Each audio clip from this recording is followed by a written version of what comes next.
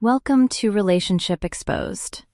In today's story, everything began on a Saturday that smelled of grilled meat and betrayal. The air was thick with laughter, the kind that hides secrets behind smiles. I remember standing by the barbecue, watching the smoke rise while pretending everything was perfect, until her so-called best friend, the one she swore was like a brother, opened his mouth after one drink too many. Between jokes and laughter, his words slipped like poison. "Bro, if you knew what happened on your wedding day, I knocked her up before you even said, 'I do.'" The world stopped. Her smile vanished, his grin faded, and I realized the truth I'd been too blind to see. 7 years of love, promises, and dreams turned to ash in a single sentence. I didn't shout or cry.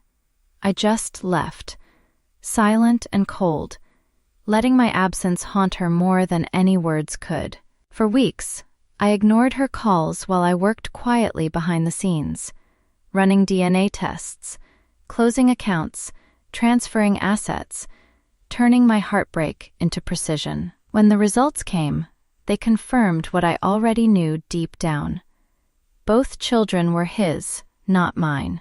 No rage, no tears, just clarity. A month later, I loaded her things, the kids' toys, every piece of the life we built, and drove to his house. They were all there, her, him, and his wife, frozen when I handed them the sealed DNA results.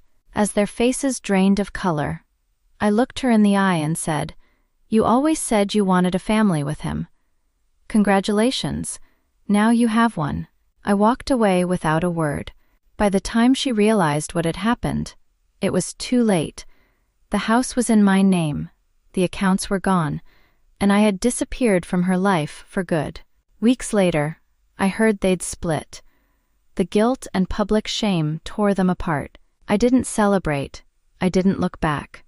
I just started over, quiet and free, because revenge isn't loud. It's the calm after truth hits. It's the silence of justice served cold. And as I drove away, watching their house fade in the rearview mirror, I realized not all stories need closure. Some just need the truth, and the courage. I loaded the truck before dawn. Her designer luggage sat neatly beside boxes filled with the children's toys, their tiny shoes, their drawings that called me Dad in crooked letters. Every item felt like a heartbeat I once claimed as my own, and every heartbeat reminded me that none of it had truly belonged to me. Still, I placed everything gently in the bed of the truck, because love, even when dead, deserves a burial with dignity. The road to his house stretched empty and endless, a ribbon of quiet anticipation. My hands gripped the steering wheel, steady but cold. I wasn't angry anymore.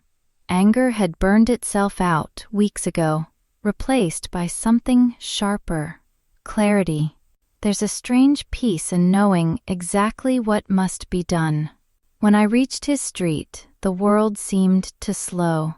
His house sat at the end of the cul-de-sac, picture perfect like the lies they'd told. White fence, trimmed lawn, a family home built for pretense. I parked in the driveway and let the engine idle for a moment, listening to the low hum as if it were the heartbeat of my decision. She opened the door first. For a second, the sight of me lit up her face. Confusion, hope, relief, emotions colliding before logic caught up. Behind her stood him, her best friend, her secret, and behind him, the quiet silhouette of his wife, the woman who'd watched the cracks form from the start. "Can we talk?" I said, my voice calm, almost gentle. They hesitated, then nodded. She stepped aside to let me in, as if this were some overdue reunion instead of Judgment Day. The smell of breakfast hung in the air. Eggs, toast, coffee, an ordinary scent for an extraordinary ending. I didn't sit. Instead, I gestured toward the truck parked outside. "I brought your things," I said evenly. She frowned. Our things. Why would you? I cut her off, pulling the envelope from my jacket pocket. The paper was thick, official, heavy with truth. I handed it to her. You might want to open that. Her fingers trembled as she tore the seal. He stepped closer, reading over her shoulder. His wife watched from the doorway, silent but alert. I understand perfectly, I replied without turning around. For the first time, I understand everything. I climbed into the truck, started the engine, and drove away. In the rearview mirror, I saw her collapse to her knees, the envelope still clutched in her shaking hand. He stood frozen in the doorway, guilt carving lines across his face. And behind him, his wife watched with eyes that had already turned to stone. For days afterward, my phone filled with messages, apologies, excuses, desperate pleas. I ignored them all. I had nothing left to say. My silence became its own kind of statement, louder than any outburst could ever be. By the end of the week, my lawyer had finalized everything. The house was in my name alone, and within days it was sold. The joint accounts were closed, the investments moved.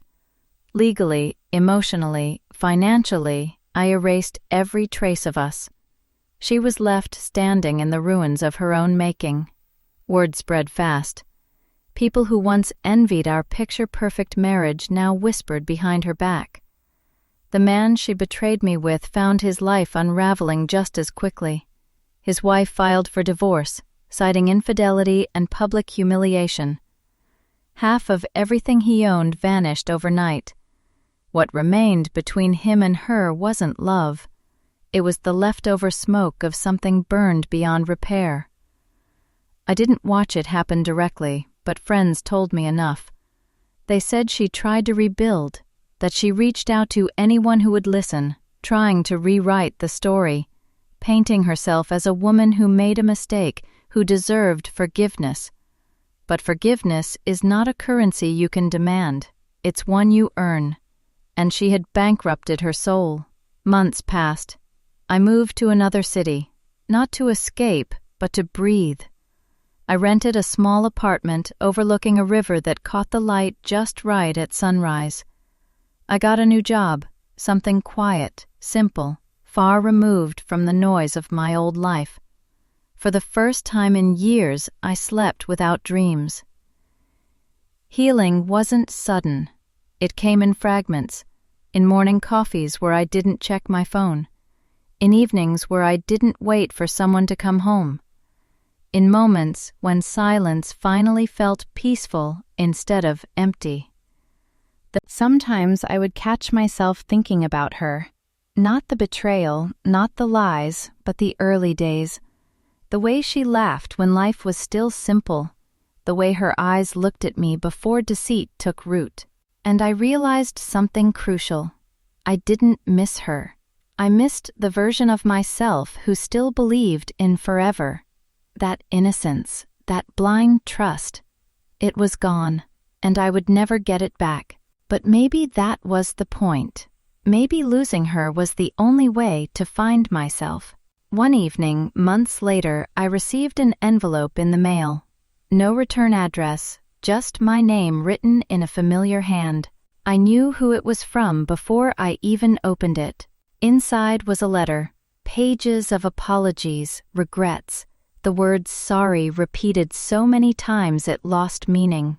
She wrote about sleepless nights, about the kids asking where I was, about wishing she could undo what she had done. But time only moves in one direction, and no amount of ink can rewrite the past. At the bottom of the last page, she wrote, "I hope you find peace, even if it's not with me." I folded the letter once, then again, and dropped it into the fireplace. I watched the paper curl and blacken, the flames eating the words until only ashes remained. For the first time, I felt nothing. Not anger, not sorrow, not triumph, just peace. True peace. The kind that comes when you finally stop bleeding for people who cut you. I still think about revenge sometimes, but not as a weapon, as a lesson. People imagine revenge as fire and fury, but that's not how it works. Real revenge is quiet. It's the stillness of walking away while their world collapses under the weight of their own lies. It's the life you build afterward, untouched by their chaos. It's success, laughter, and peace they can never touch again.